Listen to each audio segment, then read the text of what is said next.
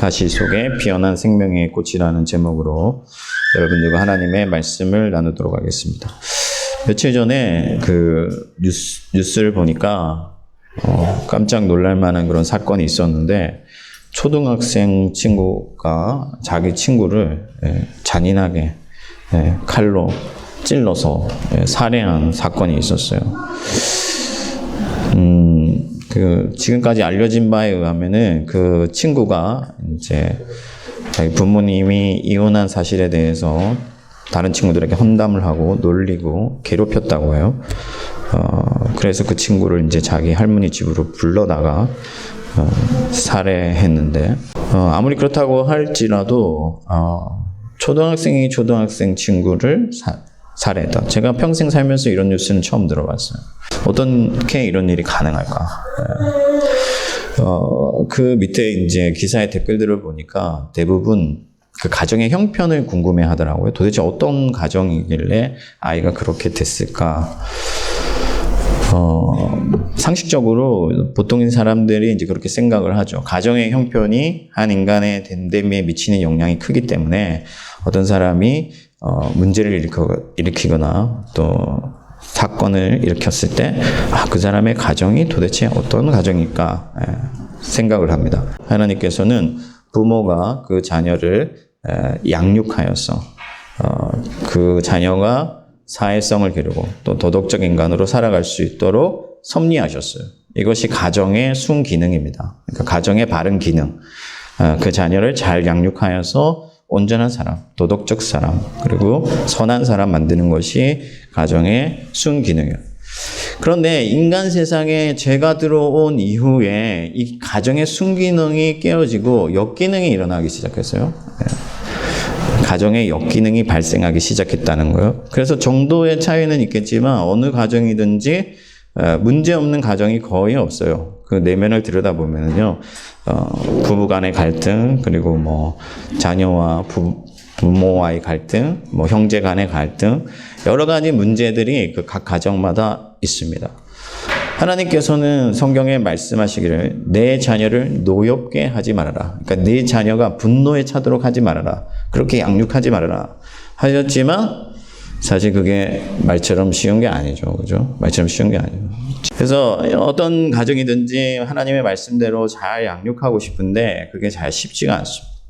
예전에 여러분들 기억하실지 모르겠지만 TV 프로그램에 우리 아이가 달라졌어요 라는 프로그램이 있었어요. 그러니까 문제 행동을 하는 아이들을 전문가들이 이렇게 케어해서 바로 잡아주는. 근데 사람들이 그것을 시청을 하다가 그 기사에 보면은 이제 댓글들이 달리잖아요. 그 댓글들이 대부분 뭐라고 했냐면은 이 프로그램 이름을 바꿔야 된다. 우리 부모가 달라졌어요. 그러니까 우리 부모가 달라졌어요라는 프로그램으로 바꿔야 된다. 왜냐하면은 아이의 문제는 대부분 그 부모의 문제가 있는 거예요. 그래서 부모의 태도나 부모의 생활 방식을 바꾸거나 부모의 생각을 바꾸면 아이도 바뀌게 됩니다. 제가 목사 안수 받을 때 비행 청소년과 교회 정착에 대한 논문을 썼거든요. 저희 경인노회의 요구가 그랬어요. 비행 청소년을 어떻게 교회에 정착시킬 것인가 하는 것을 논문으로 쓰라고 해서 제가 생전 읽지도 않는 그런 비행 청소년 관련된 서적들을 많이 읽어봤는데, 비행 청소년들의 거의 70% 이상이 역기능적인 가정의 자녀들이에요. 근데 역기능적인 가정의 자녀들은 환경적인 어떤 구조적인 문제들을 가지고 있죠. 뭐 몹시 가난하다든지 아니면 홀부모라든지 아니면 소년소녀 가장이라든지 그런 문제들이 있는 거예요. 그러면 온전한 가정에는 역기능이 없느냐? 그렇지 않아요. 오히려 지나친 사랑을 받는다든지 이런 것들도 문제를 일으켜요. 그 세간의 화제가 됐던 그 조선일보 사장의 그 딸, 초등학교 4학년짜리 딸이 그 운전기사가 있는데 초등학교 딸을 전담하는 운전기사님이 계신데 그분이 하다 견디다 못해서 이게 녹음을 해가지고 이제 세상에 폭로를 한 거죠. 근데 그 아이가 그 할아버지 뻘되는 운전기사에게 반말을 하고 하여튼 욕설을 하고 막 폭력을 행사하고. 왜 그렇게 됐겠어요? 초등학교 4학년짜리 여자아이가. 부모의 지나친 애정이 아이를 그렇게 만들었다는 거예요. 그건 진정한 사랑이 아니고 왜곡된 자기애라고 할 수 있는데 어쨌든 아이를 그렇게 양육을 했다는 거예요. 그래서 이런 역기능적인 가정의 자녀들은 마음에 어떤 상처들이 생기고 트라우마들을 가지게 돼요. 그럼 그 아이들이 가시돋친 사람으로 자라게 됩니다. 그럼 그 가시돋친 사람들이 사회로 나오면 또 사회가 또 그 가시에 찔려서 상처를 받아요. 그럼 그 상처에서 또 가시가 생겨나고, 그래서 온통 이 세상이 가시밭이 되고 만다. 그러니까 이 세상에 죄가 들어오고, 죄가 가정을 깨뜨리고, 그 가정에서 올바른 사회성을 가지지 못한, 그러니까 가시돋친 사람들이 세상으로 나오고, 그래서 이 사회가 가시밭이 되고, 그래서 사람들은 사회로 나가면 상처를 받고, 그 상처가 또 가시를 만들고, 이런 현상들이 이 세상을 점령을 해버린 거예요. 그래서 저는 이제 네이버 기사를 자주 보는데, 그 뉴스를 보니까 맥도날드 그 운전해서 들어가는 거 있잖아요. 그래서 주문을 했는데 자기가 주문한 게 아닌 제품이 나온 거예요. 그러면 바꿔달라고 하면 되는데 그 햄버거를 알바생 얼굴에다 던졌단 말이죠. 그래서 이제 그게 뉴스가 막 됐어요. 그 사람이 이제 붙잡혀가지고 왜 그랬냐 했는데, 이제 회사에서 깨진 거예요. 예, 그 상사에게. 뭐 되지도 않는 이유 가지고 막 욕을 많이 먹은 거죠. 너무 화가 나서 바람을 쐬러 나왔다가 햄버거를 샀는데 그것마저 자기 뜻대로 안 되니까 그걸 알바생에게 얼굴에 던졌다. 그럼 그 알바생은 또 상처를 받죠. 이게 상처가 또 가시가 되고 계속 이런 현상들이 이 세상에 일어나고 있다 하는 거예요. 가시가 상처를 내고 그 가시에 찔린 사람이 또 가시가 돋아나고, 그래서 또 다른 사람에게 상처를 내고, 결국에 어떤 사람들의 생명마저도 빼앗는 그런 일들이 이 대한민국, 그리고 우리 한인 사회, 한국 사회에 일어나고 있다. 그래서 우리나라의 자살 확률이 그 세계적으로 부동의 1위를 차지하고 있는데, 그 자살의 원인은 다양하죠. 다양한데 그 가운데서도 어떤 사회에서 받은 상처들, 이런 것들로 인한 자살들도 많다. 그러면 교회는 이 가시돋친 세상에 영향을 받지 않느냐? 아니죠. 교회도 결국에는 사회의 어느 한 부분이에요. 물론 하나님 나라의 관점에서 봤을 때는 우리가 하나님께 속해 있지만 이 세상 속에 살아가고 있기 때문에 가시돋쳐 있는 사람들, 상처난 사람들이 교회로 유입되기 때문에 교회 안에서도 그 가시들이 어느 정도 작용을 하고 결국에는 사람들이 교회에서 상처받는 일들이 발생한다 하는 거예요. 그렇다면 우리는 이토록 가시밭 세상 속에서 살아가고 있는데, 이러한 세상 속에서 살아가는 우리 그리스도인들의 사명은 무엇인가? 그리스도인들의 삶은 어떠해야 하는가 하는 거예요.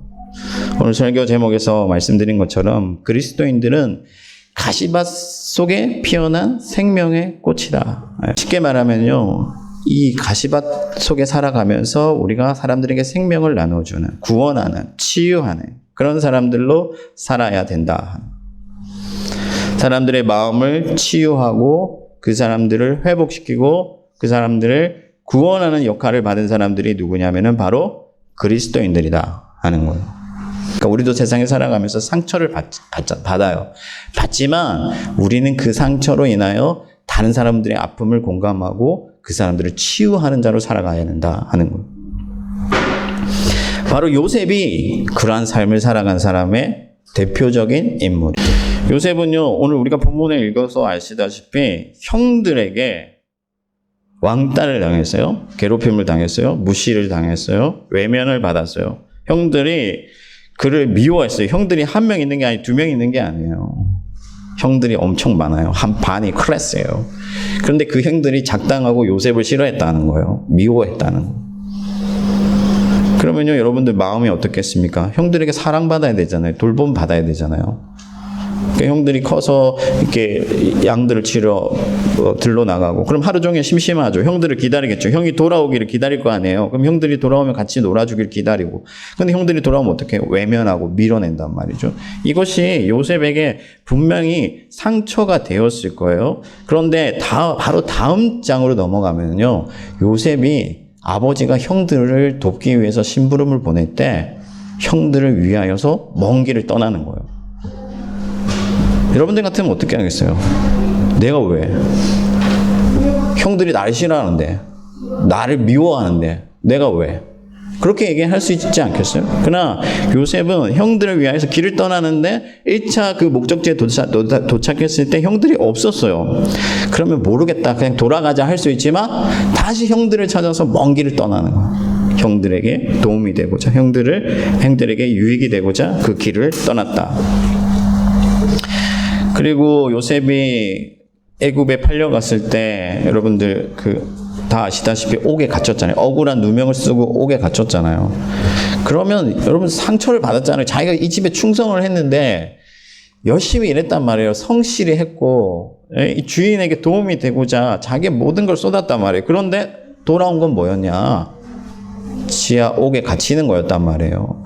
주인에게 상처를 받았잖아요. 그러면 내 인생이 포기할 수 있죠. 그리고 상처 났으니까 다른 사람들한테 막 짜증 부리고 할 수 있는데 요셉은 지하옥에서 어떤 삶을 살았냐면은 다른 사람들의 낯을 살폈다. 그 사람들의 위로자가 되기를 원했다. 그 사람들을 치유하는 자가 되기를 기대했다 하는 거예요.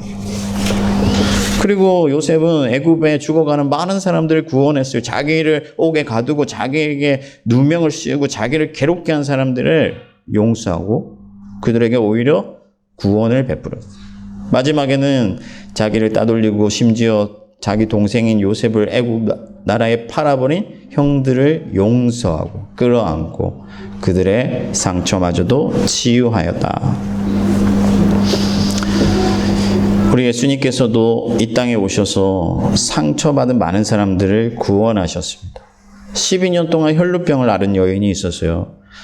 그 당시에 혈루병이라는 것은 이제 피를 흘리는 하혈하는 병인데 피 흘리는 자는 저주받은 자, 죄가 많은 자, 하나님으로부터 버림받은 자. 그래서 사람들이 손가락질하고 멸시하고 멀리하고 미워하는 사람. 그럼 12년 동안 혈루병을 앓았으니까 다른 사람들로부터 배척받고 따돌림받고 외면당하고 상처투성이. 그래서 어떻게든 이 병을 고쳐보고자 온 사방을 찾아 헤매야 되던 이 여인을 누가 치유하셨느냐? 예수 그리스도께서 치유하셨다. 삭개오라는 사람이 있었습니다. 이 사람은 세리였어요. 부자였어요. 그래서 민족을 배신한 친일하는 사람이에요. 그래서 사람들이 손가락질해요. 멸시해요. 예수님을 보고자 나갔지만 길을 터주는 사람이 없어서 아시다시피 돌감람나무에 올랐어요. 그러나 예수님께서는 그의 이름을 불러주시고 삭개오야. 아무도 그의 이름에 관심을 두지 아니하고 그를 세리, 죄인, 나쁜 사람이라고 불렀는데 예수님은 그를 이름을 불러주시고 그의 집에 머물러 주셨다. 예수님은 창기와 세리와 죄인들의 친구가 되셔서 상처받은 사람, 가시에 찔린 사람, 그래서 지쳐 쓰러져 있는 많은 사람들을 치유하는 삶을 사셨다 하는 거예요. 그러나 예수님이 그러면 상처받지 아니하셨느냐? 아닙니다. 예수님도 이 땅에 오셨을 때 조롱과 멸시와 환멸을 당하셨어요. 너무나 사랑해서 그들을 구원하시기 위하여서 이 땅에 내려오신 그 하나님을 자기 백성들이 배척하고 외면하고 조롱했다. 그리고 마침내 십자가에 못 박았다 하는 거예요. 그러나 예수님은 끝까지 그들을 사랑하셨다. 십자가에 달리셔서 뭐라고 말씀하셨습니까? 십자가에 달리셔서 뭐라고 아버지여 저들의 죄를 저들에게로 돌리지 마옵시고 저들을 용서해 주십시오 하고 예수님은 끝까지 자기 백성들을 사랑하시고 치유하기를 기대하셨다. 이러한 삶이 그리스도인의 삶이다. 우리도 세상에서 살아가는 동안에 우리가 사랑하려고 하면은 여러분 사랑을 베풀었을 때 그 사랑이 온전히 돌아오면 상처받을 게 없어요. 그렇지 않습니까? 그러나 사랑을 베풀었는데 그 사랑이 우리에게 그대로 돌아오냐면 그렇지 않아요. 결국에 또 상처를 입습니다. 가정에서, 사회에서, 그리고 어떤 관계 속에서 끊임없이 우리도 상처를 받아요. 그러나 주님께서 우리에게 주신 사명, 이 세상을 치유하는 사명, 사랑하는 사명이 있기 때문에 계속해서 우리는 그러한 삶을 살아가야 된다. 세상을 치유하고 사랑하고 베풀고 구원하는, 용서하는 그런 삶을 살아가야 된다. 이번 주에 그 뉴스를 보니까 그 한국 사회의 현대판 장발장이라고 해가지고 그죠? 먹을 게 없어서 아들하고 슈퍼에서 물건을 훔치다가 적발됐는데 그 경찰관이 훈방해주고 국밥 사주고 뭐 그런 얘기 나왔었잖아요.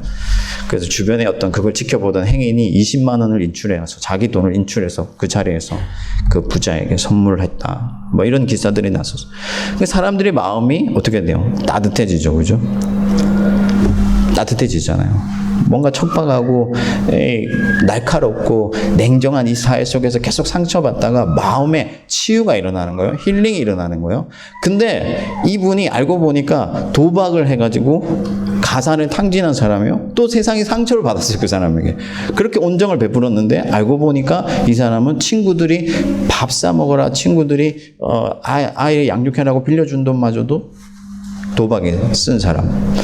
그래서 또 사람들이 상처를 받았어요. 우리가 사랑을 하려고 해도 상처가 돌아와요. 그러나 우리는 끝까지 사랑하는 사람. 왜? 예수님이 너희는 세상의 소금이요 너희가 빛이라 그렇게 말씀하셨기 때문에. 그러면 요셉은 여러분 어떻습니까? 요셉은 상처를 받지 않았나요? 요셉도 상처를 받았어요. 요셉 가정의 상처의 근원은 뭐냐면요, 바로 차별이에요. 차별. 편애.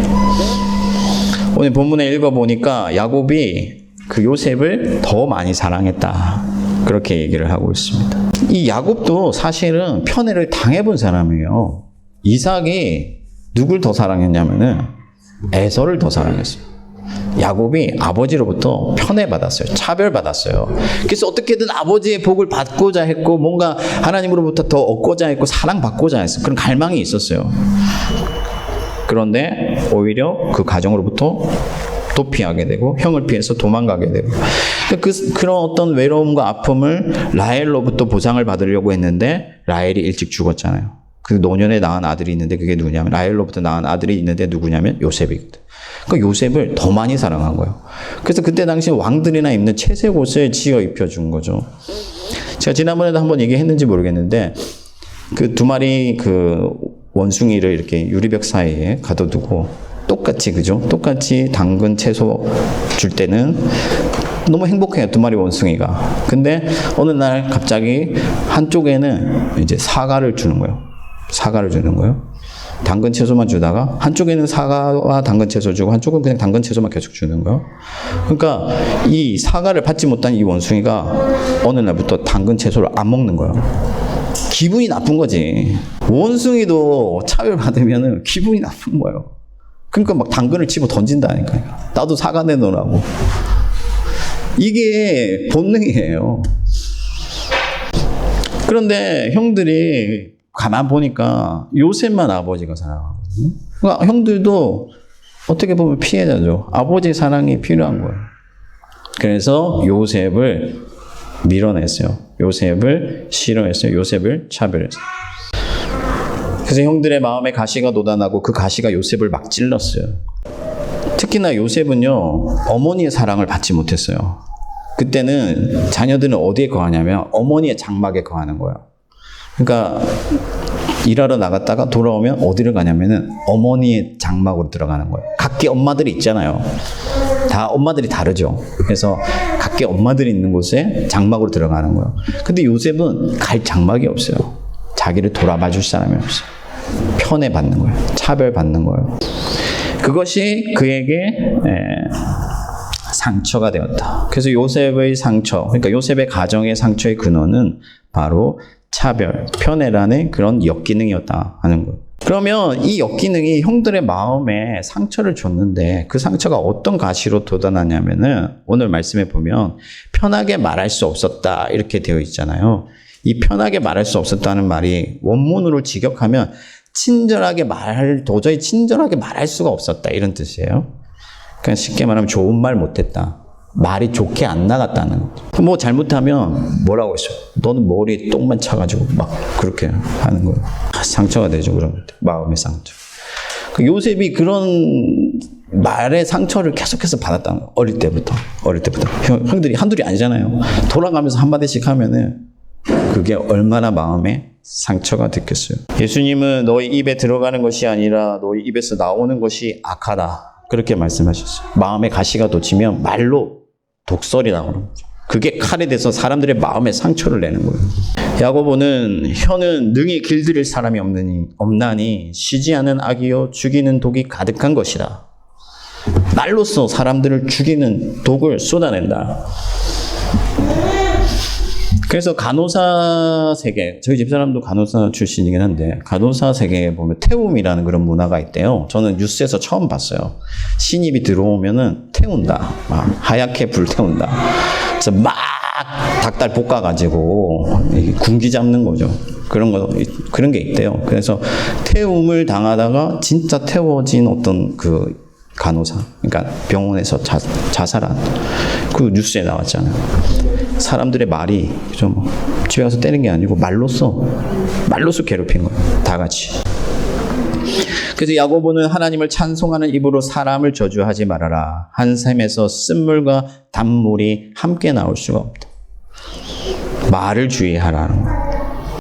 여러분들의 말이 누군가에게는 칼이 될 수 있다. 독이 될 수 있다. 그래서 그 사람을 상처내게 할 수 있다 하는 거예요. 그래서 여러분들은 말로써 사람을 치유할 수 있는 자가 되어야 돼요. 따뜻하는 말, 위로하는 말, 격려하는 말. 칭찬은 여러분 뭘 더 춤추게 한다고 했습니까? 고래도 춤추게 한다. 좋은 말 많이 해요. 격려해줘. 그것이 그리스도인들의 기본적인 치유자로서의 삶의 자세다 하는 거예요. 요셉은 그래서 다른 사람들에게 낯을 살피고 꿈을 해석해주고 그 사람들에게 어떤 그런 그 사람들 치유하는 삶을 살았는데 요셉이 이런 극심한 상처를 받았음에도 불구하고 어떻게 다른 사람들을 구원하는 삶을 살 수 있었는가? 이것이 핵심이겠죠, 오늘 본문에. 어떻게 해서 그가 구원하는 삶을 살 수 있었느냐? 나중에 형들을 용서했는데 그게 가능한 일이냐? 자기를 노예로 팔아버렸는데 어떻게 그 형들을 용서할 수 있었느냐? 하나님께서는 온통 가시가 돋아난 이 세상에 한 송이 생명의 꽃을 피우기 위해서 하나님의 말씀, 하나님의 나라, 그것을 심어주신다. 우리 마음에 하나님의 말씀이 심어지면 거기에 하나님의 나라가 건설되고 하나님이 임하심으로 말미암아 상처난 이 세상 가운데 생명의 꽃이 피어나기 시작한다는 거예요. 어떻게 알 수 있습니까? 오늘 본문에 요셉이 꿈을 꾸었다. 근데 여러분 이때는 성경이 완성되기 전이기 때문에 하나님이 꿈이나 어떤 다른 도구들을 통해서 말씀하세요. 그러니까 이 꿈을 꿨다는 건 하나님의 예언을 받았다. 하나님의 말씀을 받았다 하는 거예요. 그래서 요셉의 삶에, 요셉의 마음에, 요셉의 영혼에 생명의 말씀이 심어졌더니 요셉이 그 상처, 그 가시들 이겨내고 그 가시밭에서 생명의 꽃으로 피어났다. 온통 가시돋친 이 세상을 구원하시기 위하여서 말씀이 육신이 되셨는데 그분이 누구시냐면 바로 예수 그리스도다 하는 거예요.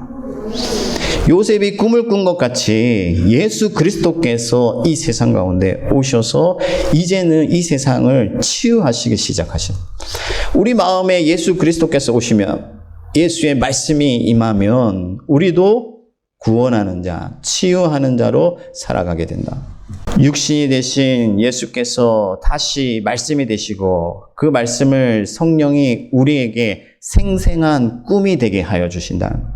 요셉이 꿈을 꾼 것 같이, 너무나 생생한 그 꿈을 꾼 것 같이 하나님의 말씀이 우리에게 생생한 꿈이 되도록 성령이 오늘도 역사하고 계시는데 그 역사가 우리 가운데 일어나면은 우리도 생명의 꽃을 피우고 하나님의 나라를 이 땅에 건설하게 된다.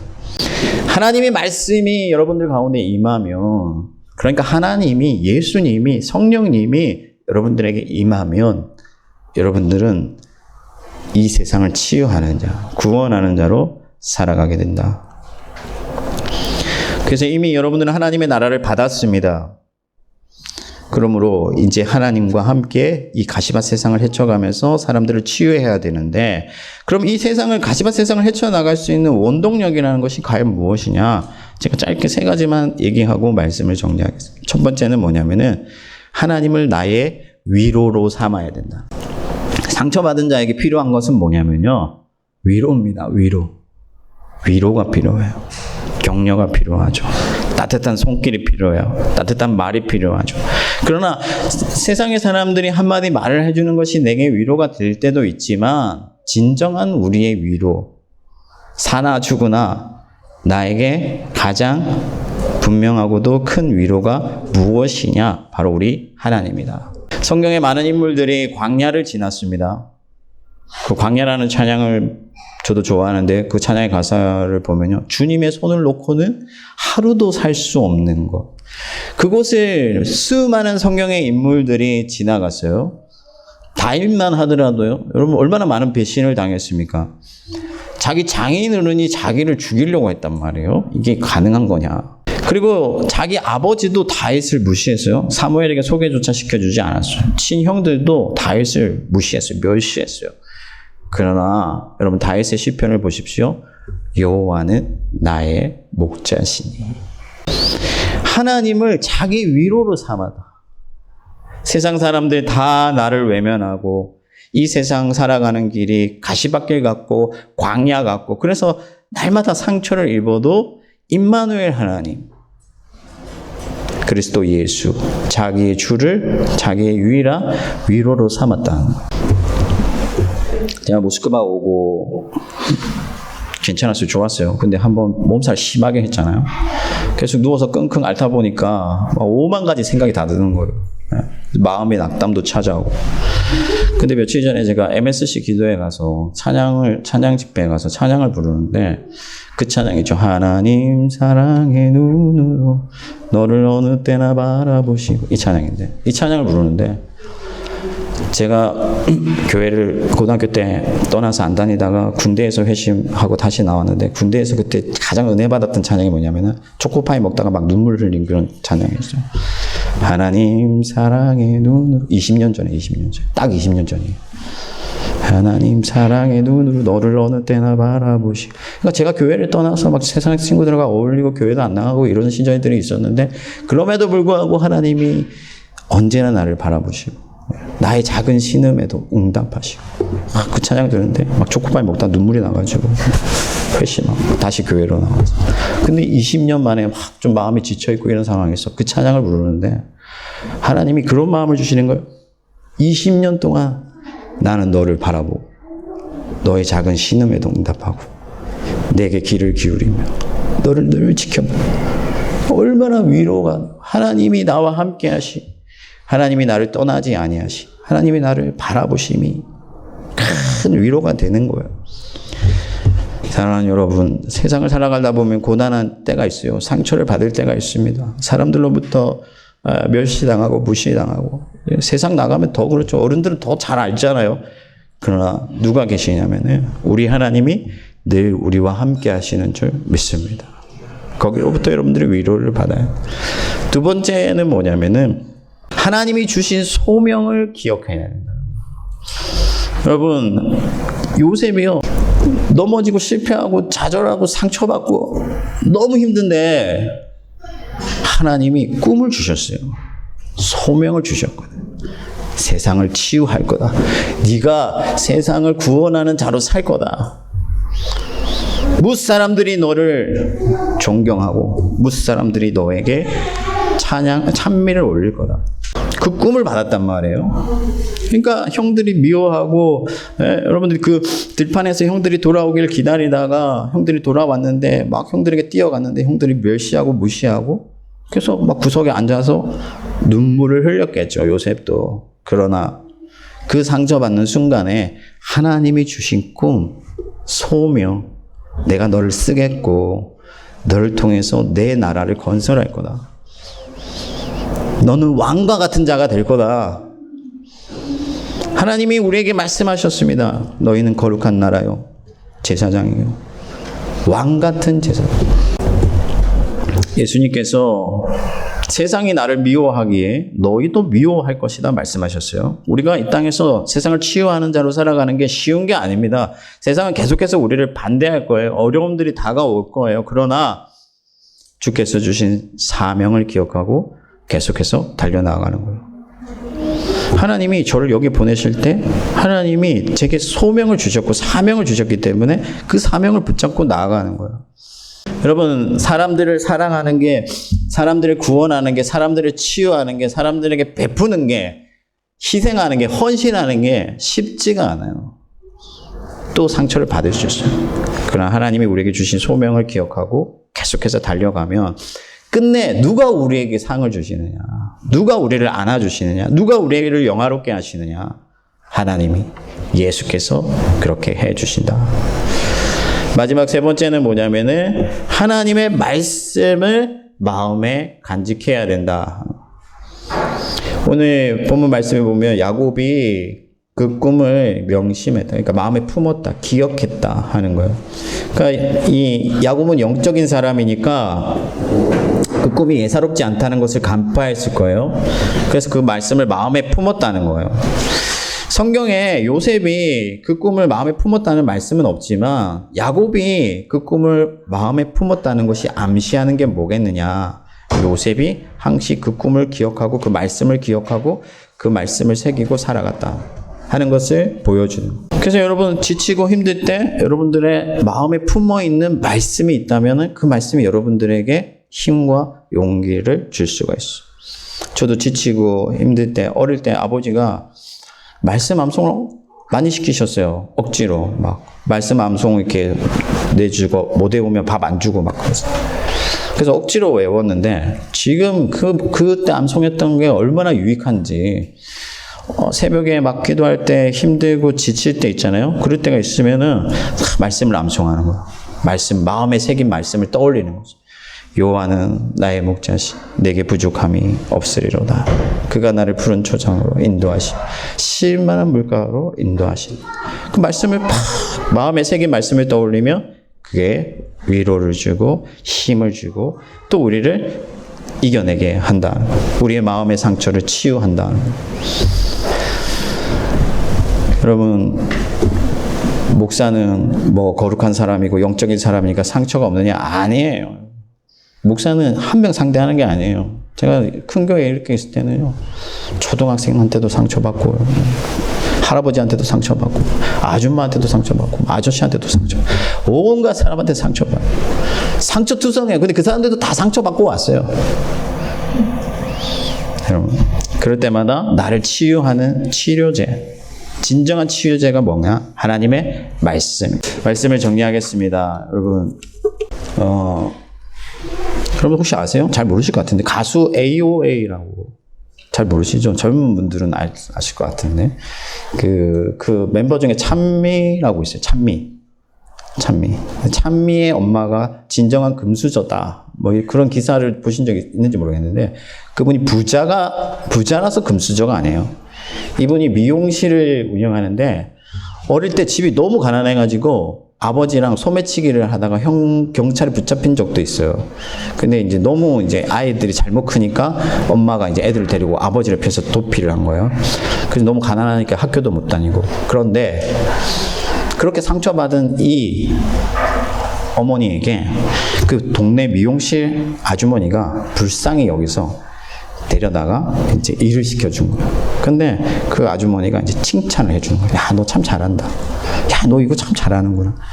그러니까 평생을 아버지한테 두들겨 먹고 욕 먹고 학교도 못 다니고 사람들한테 멸시만 받다가 칭찬해주는 그 아주머니 말에 힘을 얻어가지고 미용 기술을 배워서 나중에 미용실을 차렸는데 이제 학생들이 많이 오는데 학생들 보면은 막 상처받는 애들 많잖아요.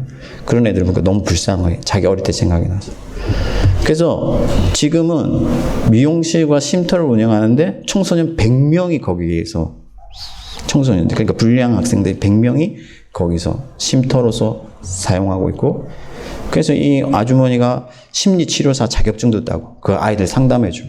그래서 그 아이들을 케어하는 거예요. 돌보는 거예요. 그러니까 분명히 상처를 받았죠. 그죠? 어릴 때 아버지가 알코올 중독자고. 네? 그런데 세상을 치유하는 자로 살아가잖아요. 이것이 바로 그리스도인의 삶이다. 그 어머니가 뭐 집사님이지 권사님이지 성도인지 저는 잘 모르겠어요. 근데 일단 딸 이름이 찬미라서 혹시나 그리스도인이 아닐까 뭐 이런 생각은 해보는데, 그리스도인이든 그리스도인이 아니든 그리스도인의 삶의 모습, 전형이 무엇이냐. 바로 이 상처받는 세상, 이 가시밭 세상에서 누군가를 치유하는 자로 온통 가시에 찔려서 신음하고 있는 그 사람들을 따뜻하게 덮어주고 치유하는 자로 살아가야 된다. 이것이 우리의 사명이다. 그러나 쉽지 않아요. 온통 가시밭이기 때문에 여기저기 찔리고 아플 거예요. 그러나 그리스도께서 소명을 향하여 골고다 언덕을 오르신 것 같이 우리도 주께서 주신 소명을 향하여 담대히 나아가야 되고, 때때로 지칠 때마다 하나님의 말씀을 마음에 품고 그 말씀을 치유제 삼아서 한 발짝씩 한 발짝씩 세상을 치유하다 보면은 언젠가 하나님께서 우리를 착하고 충성된 종이다 영접하여 주실 날이 올 줄 믿습니다. 저와 여러분들이 그 나라를 세워가기를 주님의 이름으로 축원합니다.